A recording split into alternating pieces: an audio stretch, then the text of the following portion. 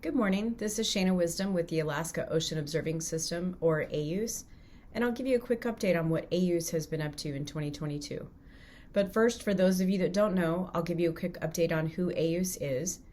We are part of the Integrated Ocean Observing System, or IOOS, which is a national program funded primarily by NOAA under the National Ocean Service. We are one of 11 regional associations across the U.S., and you can see on the map that the entire coast of the U.S. is covered by one of the regional associations. AOOS is governed through a memorandum of agreement with members from state and federal agencies, academic institutions, research facilities, industry, nonprofit, and Alaska Native organizations.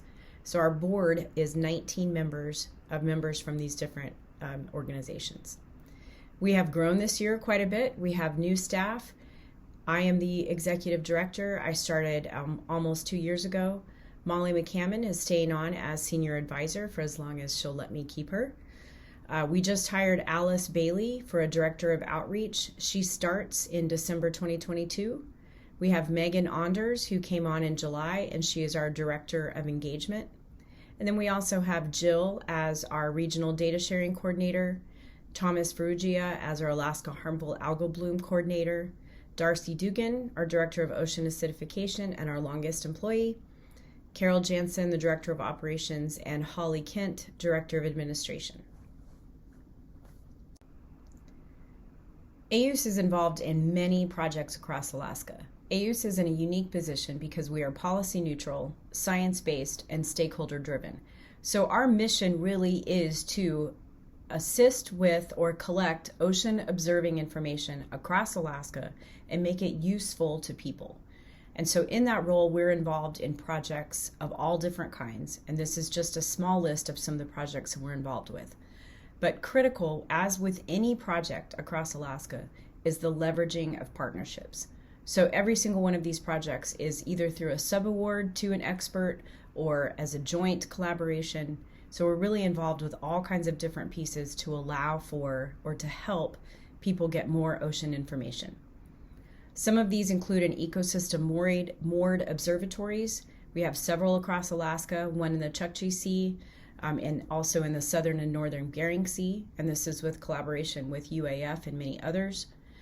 We have been involved in putting OA sensors in the Beaufort Lagoon ecosystem's long-term ecological research moorings in the Beaufort Sea. We have installed wave buoys. We have one in Cook Inlet, and then we have the seasonal one in Nome. And this one in Nome became hugely important for tracking wave information in the recent storm event. We also have been funded by NSF for a new project to support community wave buoys. And we've been up in Utqiagvik and several other communities to talk about this. This is a smaller wave buoy about the size of a basketball that can be deployed easy and managed by communities where they need it to provide important information. And this is teamed with AEWC, the Alaska Eskimo Whaling Commission, and quite a few others. We also have been involved in putting weather stations on AIS stations across Alaska. And this allows for mariners to get real-time weather information, and this is teamed with the Alaska Marine Exchange. We've also been involved with glider surveys with UAF, OSU, and Woods Hole. And this is an annual glider survey in the Chukchi Sea that has acoustics on it to be able to detect marine mammals, as well as oceanographic data. And we're also involved with an ecosystem glider that will be planned in the Bering Sea in 2023. In collaboration with UAF, we have been involved with the installation of high-frequency radar to get surface currents. There are 3 sites in the Chukchi and the Beaufort Seas, and there's also 2 sites in the Bering region, with 1 just installed this year. And again, these water level stations were very important in the storm event, and we're looking to deploy some more based on the data gaps from that storm.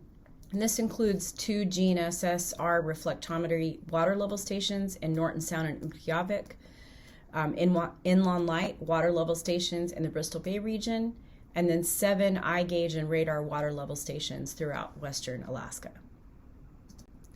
As you can see on the previous slide, we are quite busy with a lot going on, but we do have some new exciting things happening with AOOS. We continue to operate our cooperative agreement with NOAA. We're in our 2nd year of that 5-year grant. I also mentioned before that we have the NSF Phase 2 of the Convergence Accelerator Program for the SOFAR wave buoys in Indigenous communities. So we have the Phase 2, which means we'll be starting to go out to communities and get those installed this open water season. We're very excited for that project. We also have some Infrastructure and Investment and Jobs Act funding that's coming in. And we have two different pieces of that. One is an infrastructure upgrade. And so we're looking to upgrade a lot of those HFR moorings and gliders that need upgrades from working in the Arctic for so long.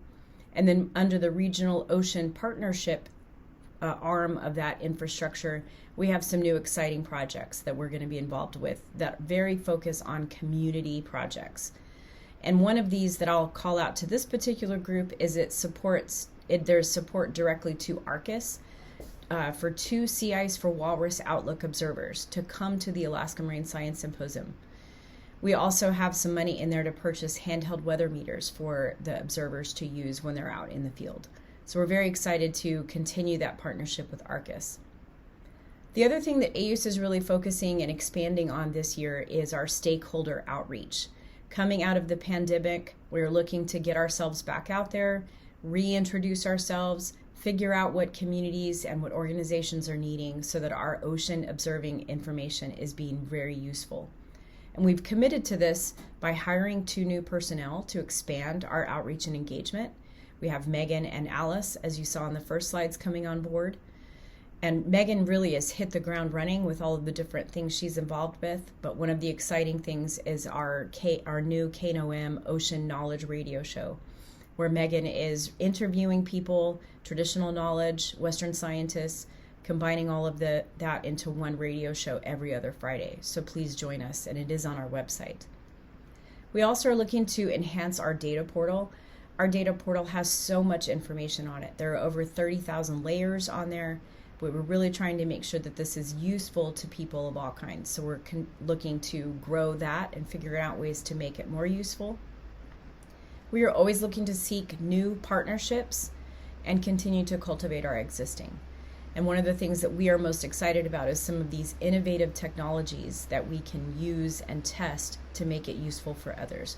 So if anyone has ideas, we're always looking to partner.